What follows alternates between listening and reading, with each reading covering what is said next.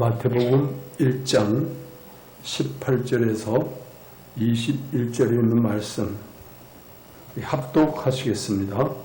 예수 그리스도의 나심은 이러하니라. 그의 어머니 마리아가 요셉과 약혼하고 동거하기 전에 성령으로 잉태된 것이 나타났더니 그 남편 요셉은 의로운 사람이라. 그를 드러내지 아니하고 가만히 끊고자 하여 이 일을 생각할 때에 주의 사자가 현모하여 이르되 다윗의 자손 요셉아 내 아내 마리아 데려오기를 무서워하지 말라. 그에게 잉태된 자는 성령으로 된 것이라. 아들을 낳으리니 이름을 예수라 하라. 이는 그가 자기 백성을 그들의 죄에서 구원할 자이심이라 하니라. 아멘. 마태복음에는 예수님의 잉태나 혹은 예수님의 탄생의 과정에 관해서는 구체적으로 언급을 하지 않고 그 결과만 언급을 합니다. 그런 대신에 요셉이나 헤롯이 마리아의 임신 소식에 대해서 아주 당황하는 그 모습, 그리고 그에 대처하는 상황들을 구체적으로 언급을 하고 있습니다. 그 이유는 분명히 예수님은 사생아로서의 의심스러운 출생, 그리고 예수님이 베들레헴이 아닌 나사렛 사람이라는 공격을 차단하는 데 목적을 두고 있습니다. 사도 마태는 예수님의 출생은 분명히 베들레헴에서 이루어졌다는 사실을 동방 박사들의 출현을 통해서 확실하게 모습을 받고 있습니다. 우리 성령에 의해 잉태된 이미 오래전 선지자들 의해서 예언되어진 메시아 되심을 강조하는 것을 목적으로 하고 있는 것입니다. 마태는 이를 통해서 다만 예수님의 출생은 만군의 여호와 하나님에 의해서 계획되고 완성되어졌고 예수님 이런 의미에서 분명한 하나님의 아들이라는 것을 집중적으로 드러내고 있는 것을 볼 수가 있습니다. 그리고 본문 19절을 보면 요셉의 의로움이 등장을 해요. 우리 19절 말씀을 다시 봅니다. 읽습니다. 그의 남편 요셉은 의로운 사람이라 그를 드러내지 아니하고 가만히 끊고자 하여 그랬어요.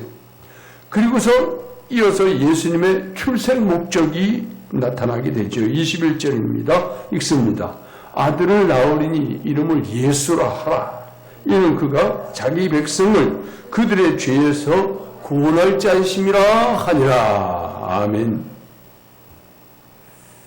오늘 여기 이 말씀을 중심으로 해서 오늘 순교 기념주일로 지키는 오늘 자기 백성의 구원자라는 제하에서 말씀의 은혜를 나누기를 원합니다.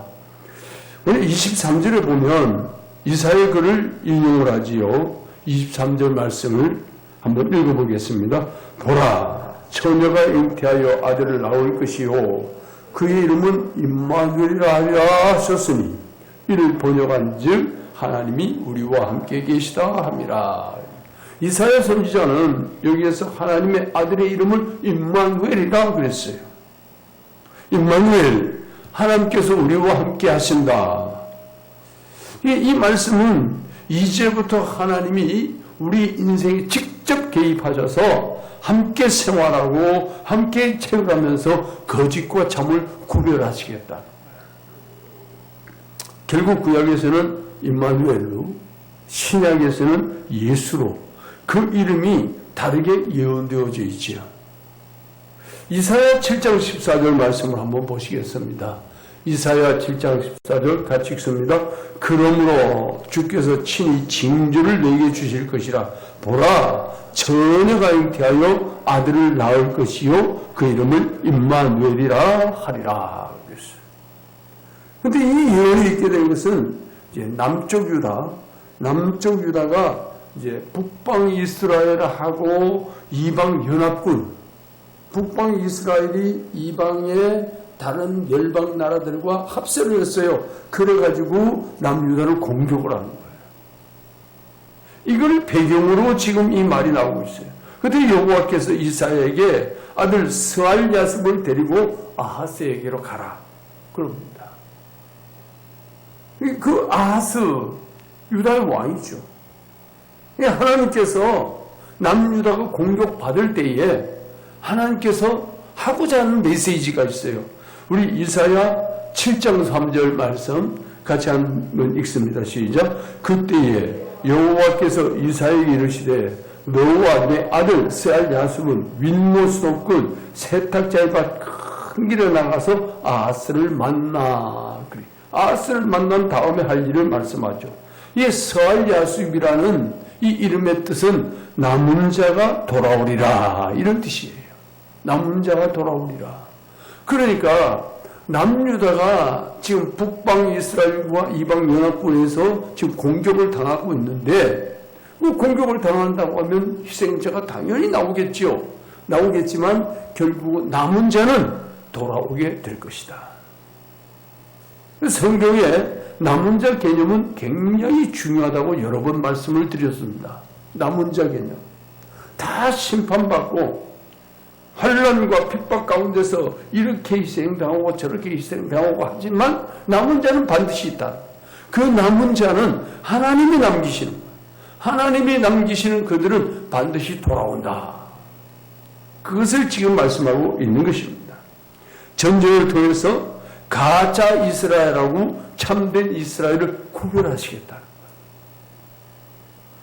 거예요. 우리 성경에 보면 전쟁 혹은 기근 혹은 전염병 이런 것들을 통해서 하나님은 가짜와 진짜를 자꾸 구별하시는 걸 볼 수 있어요. 그래서 가짜를 자꾸 솎아내는 겁니다. 추려내는 거예요. 그 진짜를 자꾸 남기시는 거예요. 아하스에게 징조를 구하라고 하는 것도 이길 것이라는 징조가 아니고 남은 자가 돌아오게 된다는 그 징조를 구하라는 거예요. 남은 자. 이사야가 예언한 이 임마누엘이라고 하는 이름은 하나님이 자기 백성과 함께 하셔서 자기 백성인 그들과 백성이 아닌 자를 구별을 시키겠다는 거예요. 그러니 하나님은 모든 인류와 함께 계시는 게 아니고 자기 백성들을 모아서 자기 백성들과 함께 하시겠다. 이게 임마누엘이에요. 결국 임마누엘이라고 하는 자기 백성과 함께 하시겠다고 하는 임마누엘의 그 이름하고 자기 백성을 구원하신다는 예수라는 이름하고 사실 의미가 같은 거예요. 여기서 자기 백성이라고 하는 것은 단순히 교회에 다니는 사람을 말하는 게 아니고 그리스도의 삶을 따르고 그리스도의 인격을 사모하면서 그분의 인격을 소유한 자들을 자기 백성이라고 하는 거예요. 자기 백성. 하나님은 지금도 우리의 삶에 수시로 개입하십니다. 그리고 나 자신을 하나님의 일을 하기 위한 도구로 우리를 사용하기를 원하고 계시는 거예요. 얼마든지 하나님의 능력으로 우리 없이도 하실 수 있지만 그러나 하나님은 반드시 도구를 쓰시는 거예요. 그 도구로 나를 쓰시기를 원해요. 우리를 쓰시기를 원해요. 자기 백성을 쓰시기를 원하시는 겁니다. 그럴 때 우리가 꼭 해야 될 일이 있어요. 하나님이 나를 도구로 쓰시기를 원하실 때 내가 해야 될 일이 있어요. 그게 뭐냐? 나 자신의 권리를 포기하는 거예요. 우리의 권리를 포기하는 거예요. 내가 당연히 누릴 권리를 하나님의 일을 위해서 포기하고 그 권리를 하나님께 넘겨드리는 겁니다. 하나님, 나의 모든 권리를 하나님께 넘겨드립니다. 하나님 쓰시옵소서. 내가 누려야 될 권리가 분명히 있어요. 그러나 그것을 주님께 내어드리는 겁니다. 그런데 하나님께서 우리를 기쁨으로 쓰시는 거예요. 하나님, 이 권리를 나는 절대로 포기 못해요. 나는 포기할 수 없어요. 하나님을 일을 못할지라도 나는 이 권리를 포기할 수 없어요. 그런 사람은 그것을 끝나는 거예요. 하나님과는 관계없는 거예요. 하나님은 내가 너를 쓰기를 원한다. 그래, 너의 권리를 남께 넘겨줄래? 라고 물어보시는 거야. 하나님의 일을 하기를 원하는 자는 그 모든 권리를 하나님 손에 넘겨드리는 거야. 하나님이 필요하신 대로 쓰시옵소서. 근데 성경에 하나님 앞에 귀하게 쓰임을 받은 사람들은 한결같이 그 권리를 하나님 손에 넘겨드렸어요. 마리아와 요셉도 그런 사람 중에 한 부류예요. 마리아와 요셉은 자기 백성을 죄에서 건져내기 위해서 이 땅에 오신 예수 그리스도 그분의 일에 지금 동참하고 있는 거예요. 마리아도 생각을 해보세요. 동정녀 마리아라고 하지만 남자 없이 어떻게 아이를 잉태할 수 있어요? 있을 수 없잖아요. 있을 수 없잖아. 그런데 요셉은 한 번도 동침한 적이 없는데 임신을 했다. 기가 막힌 일이잖아요. 하늘의 천사가 와서 지금 마리아에게 잉태하고 있는 것은 하나님의 성령을 잉태한 것이다. 그래서 너는 두려워하지 말고 마리아를 데려오라. 그 일에 요셉이 지금 순종하지요. 하나님 일에 자기 모든 것을 내어놓는 거예요. 알겠습니다. 하나님 내 모든 권리를 내어놓겠습니다. 하나님 알아서 하십시오. 마리아 역시 마찬가지예요. 마리아 역시도 하나님 알았습니다. 저의 몸에서 아이를 잉태를 한다? 이게 있을 수 있어요. 있을 수 없잖아요. 그런데 하나님의 일에 지금 순종하는 거예요. 하나님의 일이라고 하니까, 하나님의 뜻이라고 하니까, 하나님의 계획이라고 하니까 알겠습니다. 내 모든 것을 하나님 손에 내어놓습니다. 하나님 쓰십시오. 우리가 예수님을 위해서 나의 권리를 포기한다는 것은 다른 사람들을 죄에서 건져내는 그 일에 내가 쓰임을 받는다는 이야기와 똑같은 거예요. 성도의 삶의 목적이 무엇입니까? 성도의 삶의 목적은 자기 백성을 죄에서 건지시는 예수 그리스도 그분의 일에 동참하는 거예요. 우리가 교회에서 헌금을 드리고 교회에서 봉사도 하고 그렇게 하는 일이 그 목적이 있지 않아요. 그냥 봉사해야 하니까 아니고 헌금해야 하니까 아니고 그건 아무 의미가 없어요. 우리가 헌금을 드리든 봉사를 하든 내 재능을 기부를 하든 무엇을 하든 간에 이 모든 것이 죄와 사망의 늪에서 또 다른 사람이 구원받기를 원하는 일에 쓰임받기 위해서 나를 들여지는 거야. 그런 목적이 분명해야 돼요. 그래야 우리가 봉사를 해도 기쁜 마음으로 하게 되고 헌금을 해도 기쁜 마음으로 하게 되고 내 재능을 들여도 기쁜 마음으로 하게 되는 거야. 목사가 하나님 앞에 사명을 받아서 일을 하는데 교회에서 은사금을 받아요. 생활비를 받아요. 그런데 그 생활비를 목적으로 하고 일을 하고 있다고 하면 그냥 직업군에 불과한 거고 하나님께서 원하시기 때문에 내 삶을 드리는 거고 하나님께서 주시는 또 생활비니까 감사함으로 받고 그 생활하는 자체가 주님의 영광을 위해서 복음을 위해서 생활하는 거예요.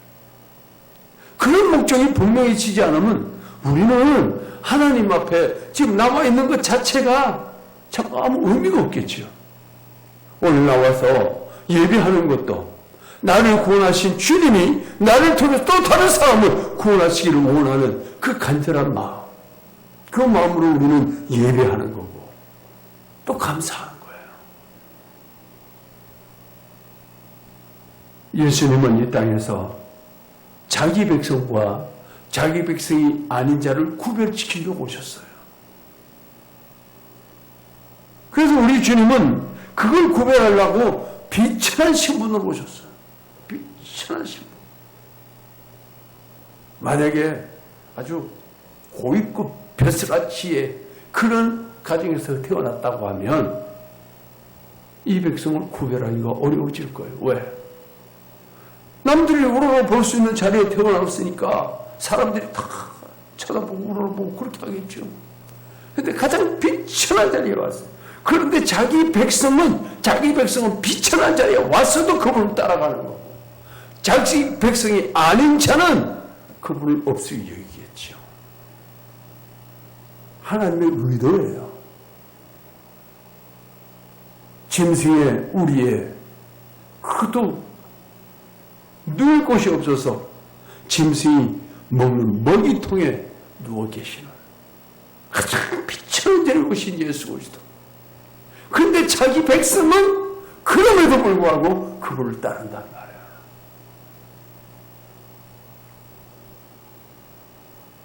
가짜는 예수님의 외형적인 것만 보고 예수님 우습게 생각하는 거예요. 그런 비굴한 예로 안드레가 나드나엘에게 메시아의 출현을 얘기하면서 메시아가 오셨으니 한번 와보라 그랬다. 근데 그분이 어디에서 난 사람이냐? 내가 듣기는 나사렛 사람이라고 들었는데 나사렛은 무슨 귀한 것이 나겠느냐? 이게 나다나엘이란 말이에요. 나사렛은 무슨 귀한 것이 나겠느냐? 그러니까 그냥 와봐. 그냥 와서 봐. 와서 보고 얘기해. 와서 보고. 그런데 나사렛 내려오는 걸 예수님이 보시는 거예요. 예수님 보시더니 아주 참 이스라엘에서 만나기 어려운 사람을 만나는구나. 그러면서 너희가 무화과 나무 아래 있을 때 나는 너를 보았노라.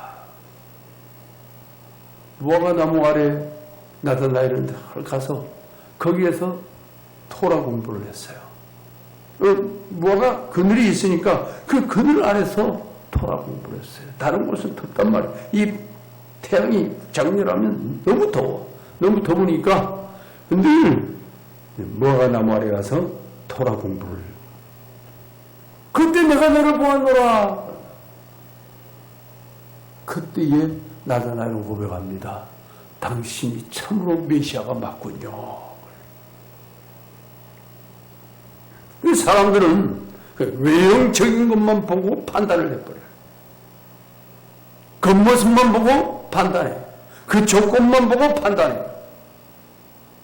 그러나 자기 백성은 조건을 보고 판단하지 않아요. 자기 백성은 예수 그리스도 그분이 메시아라는 것을 바로 알아보는 거예요. 그리고 그분을 따라가는 거예요. 그래서 예수님은 가장 비천한 곳에 오셔서 자기 백성과 자기 백성 아닌 자를 구별을 시키는 거예요. 혈통적으로 이스라엘 백성이라고 해서 다 자기 백성 아니라는 얘기. 혈통적으로 선택받은 민족이라고 해서 다 주의 백성이 아니라는 거예요. 예수님은 지금도 자기 백성을 찾고 계십니다.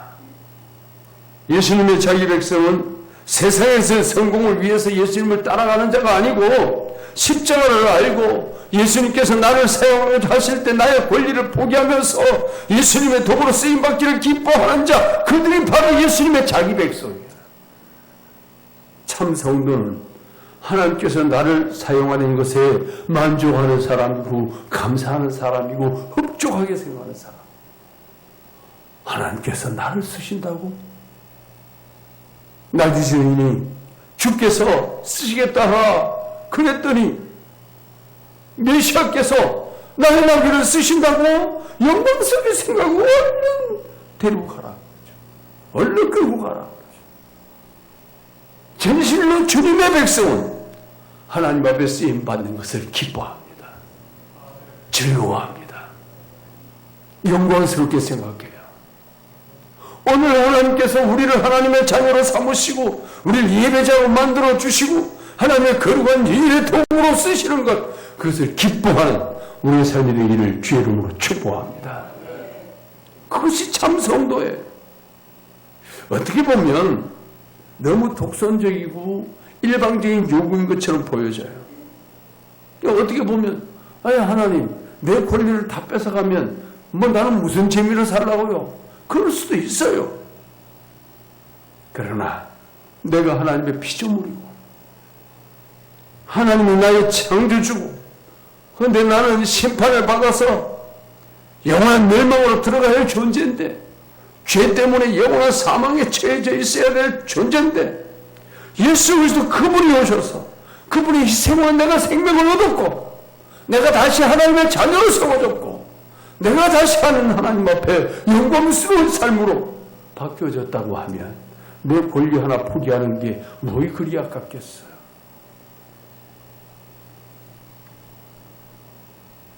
예수 그리스도의 희생으로 내가 영원한 생명을 얻었다는 그것만으로도 하나님 앞에 감사하고 기뻐한다면 땅의 것은 잠깐 누릴 수 있어요.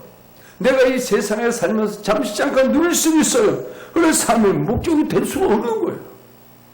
오직 하늘의 것을 바라보는 삶, 이것이 자기 백성의 모습이에요. 하늘에 속한 것보다 세상에 속한 것이 더 좋고, 세상에 속한 걸 누리는 것이 더 좋고, 거기에 더 가치를 두고, 그리스도의 희생마저도 내가 세상을 살아가는데 별로 도움이 되지 않는다고 생각하는 사람들이라고 하면 그들은 결국 자기 백성이 아닌 거예요. 그래서 주님이 이 땅에 오신 것은 십자가를 발견한 사람들, 그들에게는 구원이지만 십자가를 거부하는 자들에게는 영원한 심판이 되는 겁니다. 마치 홍해 사건이 그런 것처럼 이스라엘 백성들에게는 홍해 사건이 구원의 사건이 됐지만 애굽의 군대들에게는 멸망의 사건이 됐죠. 예수님의 십자가의 사건은 자기 백성에게는 구원의 큰 기쁨의 좋은 소식이 되지만 자기 백성이 아닌 자들에게는 오히려 심판의 사건이 되는 거예요. 믿음의 사람들은 직장에서나 가정에서나 어디서든지 하나님의 도구로 존재해야 되는 것입니다. 직장 생활과 사업을 통해 돈을 벌면서도 남에게 헌신하고 봉사한 그 목적이 되어야 되는 거예요. 가정에서 행복을 누릴 수 있으면서도 하나님의 사랑을 나타내는 장소가 되어야 되는 것입니다. 그러니까 성도는 어디에서 무엇을 하든지 늘 하나님과 연결고리를 갖고 있어야 돼요. 예수 그리스도가 늘 연결고리를 가지고 있어야 돼요. 이것이 참 성도예요. 이것이 그리스도의 참 자기 백성이에요. 죄에서 구원받은 사람들의 모습이에요.